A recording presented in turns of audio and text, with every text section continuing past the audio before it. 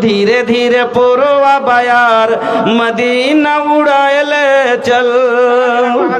माशाल्लाह, ये जवानी है 2 दिन का सपना, बानी मेहमान नहीं हुआ बस 2 दिन के।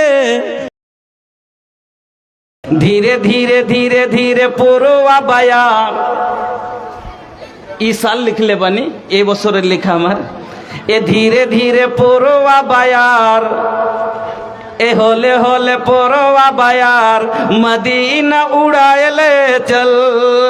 धीरे धीरे पुरवा बयार मदीना उड़ाए ले चल।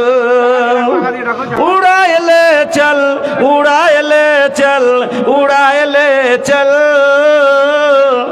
जाए खातिर बनी तैयार मदीना उड़ाए ले चल।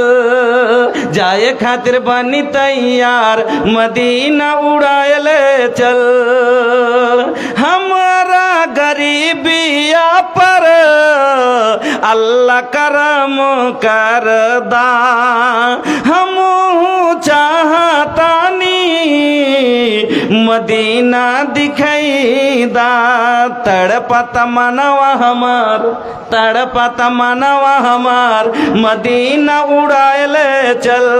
तड़पत मनवा हमार मदीना उड़ाए ले चल।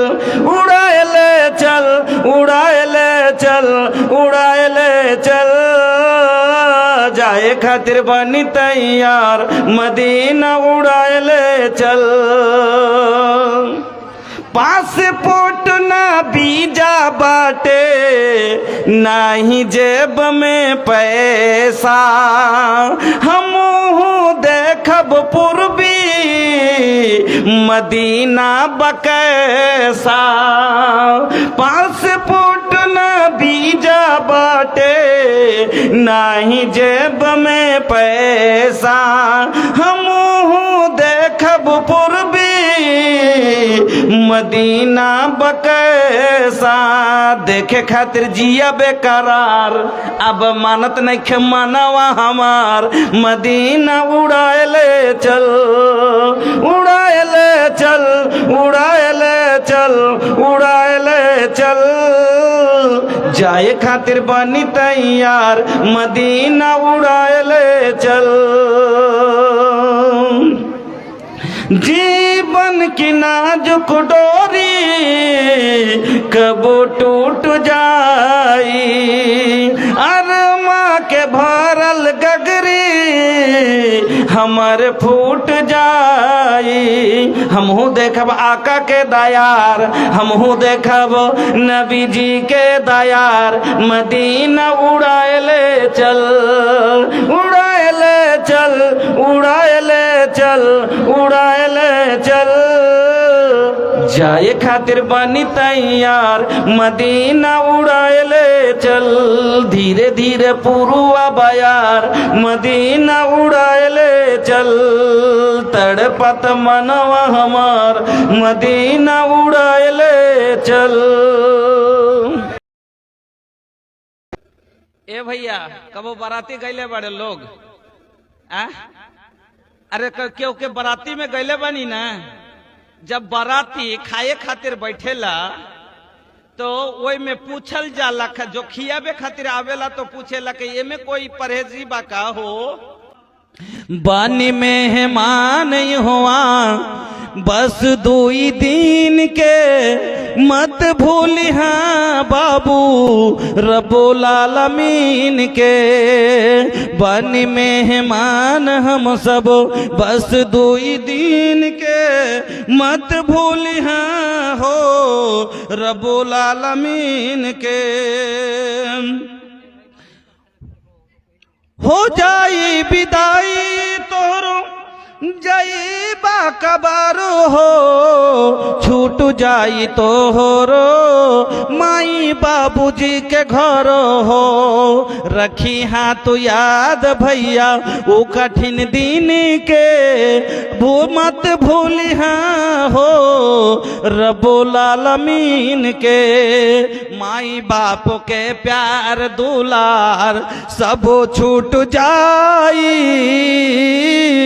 छोड़ के ये रिश्ता नाता हो खूबा विदाई पहले गरम पानी डाले हैं फिर लैप लगे साबुन के मत भूलिहा हो रब्बुल आलमीन के बड़ा नीकी बाटे भैया तोहरो अंगनिया सरधा सिन्ह से भरल ममता के छैया ओकरा बदल मिली तोहरा टुकड़ा दू गज जमीन के मत भूलिहा हो रब्बुल आलमीन के बानी मेहमान हम सब बस दुई दिन के मत भूलिहा बाबू रब्बुल आलमीन के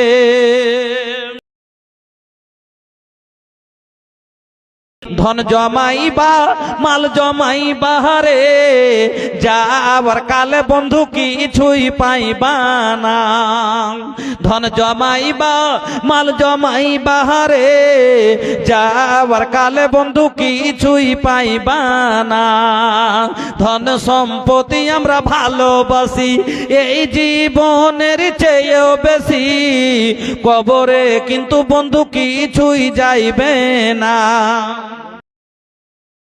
কি করিতে আইলা কি করিয়া গেলা কি করিতে আইলা কি করিয়া গেলা চিন্তা করে দেখো না সবার ওপর আছে একজনা তোর খবর সব আছে তার জানা পা বলবে পায়ের কথা পাপের পথে চলিলে হাত বলবে হাতের কথা পাপের কাজ করিলে হাত বলবে হাতের কথা পাপের কাজ করিলে পা বলবে পায়ের কথা পাপের পথে চলিলে মুখের অন্যায় বলবে মুখে চোখের অন্যায় বলবে চোখে মুখের অন্যায় বলবে মুখে চোখের অন্যায় বলবে চোখে মাবুদ মাওলার কাছে রিহাই পাইবা না সবার ওপর আছে একজনা সব খবর তার আছে সব জানা দুই কাঁধে দুই ফারিস্তা কিরামিন আর কাতেবিন তোর পাপের পুণ্যের কথা লেখা রাখছে প্রতিদিন দুই কাঁধে দুই ফেরেশতা কিরামিন আর কাতেবিন তোর পাপ পুণ্যের কথা লেখা রাখছে প্রতিদিন মাবুদ মাওলার কাছে যেদিন জমা দিবে তোর আমল নামা হাজারো কানলে রেহাই পাইবা না সবার ওপর আছে একজনা তোর খবর সব আছে তার জানা কি করিতে আইলা কি করিয়া গেলা চিন্তা করে দেখো না সবার ওপর আছে একজনা তোর খবর সব আছে তার জানা चप्पल है ऊंची हील की और ऊंटनी सी चाल होठों को कर रही है लिपस्टिक लगा के लाल चप्पल है ऊंची हील की और ऊंटनी सी चाल होठों को कर रही है लिपस्टिक लगा के लाल सौहर के सामने कोई जीनत नहीं रही बेफातिमा से अब कोई औरत नहीं रही ग़ीबत में सबसे आगे ये औरत की जात है चुगली तो इनके सामने बस दाल भात है ग़ीबत में सबसे आगे ये औरत की जात है चुगली तो इनके सामने बस दाल भात है। जिक्र खुदा और रसूल की फुर्सत नहीं रही, भी फातिमा से अब कोई औरत नहीं रही।